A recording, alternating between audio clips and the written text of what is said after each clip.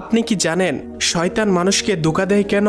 তো আল্লাহ তাআলা যখন শয়তানকে জান্নাত থেকে বের করে দিলেন, তখন শয়তান আল্লাহ তাআলাকে বলল, আপনি এই মানবজাতির জন্য আমাকে জান্নাত থেকে বের করে দিলেন, আপনার ইজ্জতের কসম, আমি আজীবনকাল এই মানবজাতিকে ধোঁকা দিতেই থাকবো। তারা যখন কোনো ভালো কাজ করতে চাইবে, আমি তখন তাদেরকে ধোঁকা দিয়ে খারাপ কাজের দিকে নিয়ে যাব। এইভাবে আমি তাদেরকে আপনার কাছ থেকে দূরে সরিয়ে নিয়ে যাব এবং তাদেরকে জাহান্নামী বানাবো।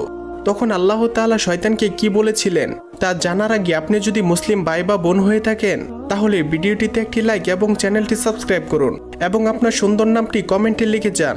তখন আল্লাহ তাআলা শয়তানকে বলল, তুই সারা জীবন আমার বান্দাদের ধোঁকা দিবি, তাদেরকে বিভিন্ন প্রকার গুনাহ করাবি, তাদের মুনাফিক বানাবি, তাদের বেনামাজি বানাবি।